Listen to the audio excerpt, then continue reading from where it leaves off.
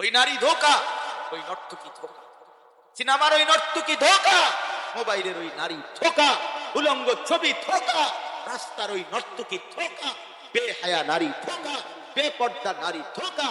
যুবক সে নিজেই পাউডার ডলে, নিজেই ফেয়ার এন্ড লাভলি লাগায়, নিজেই মেকআপ লাগায়, আবার নিজেই ঘন্টা দুয়েক পরে নিজের রুমে ফিরে ঘরে ফিরে পানি দিয়ে আবার এগুলা ধুইয়া নিজেই ফেলাইয়া দেয়। যদি তারে বলো বোন এগুলো আবার ফেলে দিচ্ছ কেন, তুমি না এগুলা কি সুন্দরে লাগাইলা, সে বলবে আমি এগুলো রাস্তার বখাটেকে ধোকা দিছিলাম। ধোকা ধোকা ধোকা। ওই বেউকুফ মনে করছে আমি খুব সুন্দর, আসলে আমি উদ্দা। নাইলে কি নালে এবারে হানাইলো এটি ধুইলো কেন?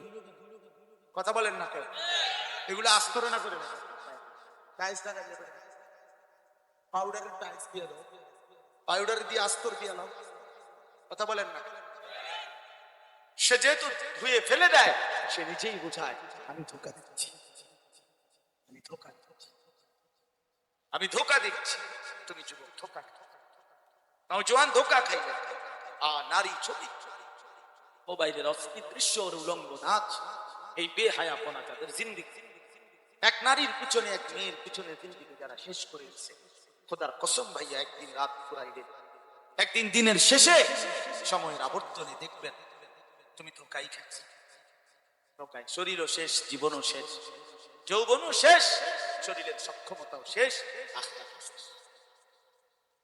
খাসিরাত দুনিয়াও বরবাদ হলো, আখিরাত।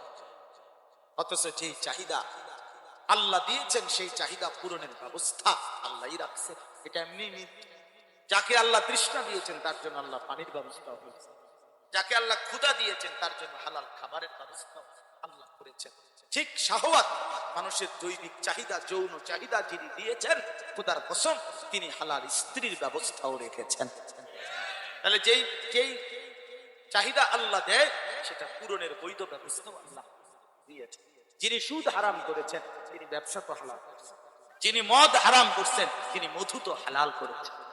তাইলে বিকল্প ব্যবস্থা তো আল্লাহ তারা রাখছেন। এমন যদি হইতো আমার মাছ ধরিয়ায় আল্লাহ ছেড়ে দিল, আমি অন কি করব? চারিদিকে যেটাই কই সবই নিষেধ, সবই নিষেধ। আমি আমার ভিতরে শাহওয়াত আছে, আমার ভিতরে কামনা বাসনা চাহিদা আছে, অথচ আমার সবই হারাম করে দিছে। তাইলে না এর জুলুম হইল, সবই হারাম।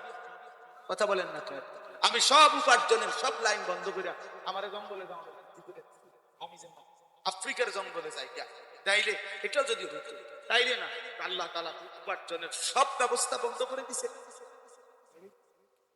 আল্লাহ তাআলা মদে না হারাম করছে, জুয়া না হারাম করছে, সুদে না হারাম করছে, ঘুষে না হারাম করছে, কিন্তু হালাল কিছু নাই, বৈধ উপায়ের কোনো ব্যবস্থাপনা নাই।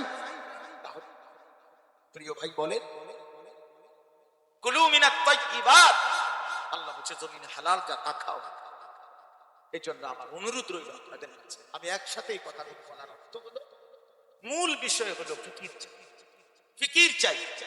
আমার ওয়াজের একটা মূল বাক্সা দেখে কলিজার ভিতরে যেন এই অনুভূতি জাগে, বাস্তবিকতা। শুধু একজন বক্তা আসছে, ওয়াজ করছে, ভালোই কইছে, আপনা আমগো যাদের মতো না রে বাপ, এটা কোন জিন্দেগি, এটা কোন জীবন।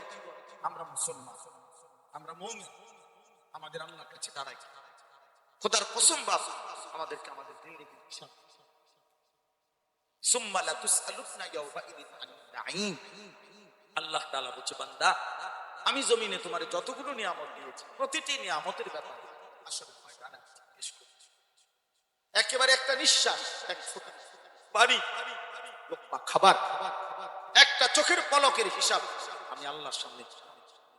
এই আয়াতের তাফসীরে আমরা পড়ছি হযরত ওমর, আপনারা নাম জানেন না, ওমর রাদিয়াল্লাহু তাআলা 3 দিন ক্ষুধার্ত থাকার পরে, 3 দিন পরে নবীজির সামনে, নবীজিও ক্ষুধার্ত, আবু বকর সিদ্দিকও ক্ষুধার্ত, 2টা খেজুর আর একটু পানি পান করছে। 3 দিন ক্ষুধার্ত থাকার পরে আল্লাহর কসম নবীজি তখন বলছে, আমরা নিজে তাফসীরে পড়ছি, নবীজি সাল্লাল্লাহু আলাইহি সাল্লাম বলেন আল্লাহি লা তুসআলু আন হাযা নাঈম।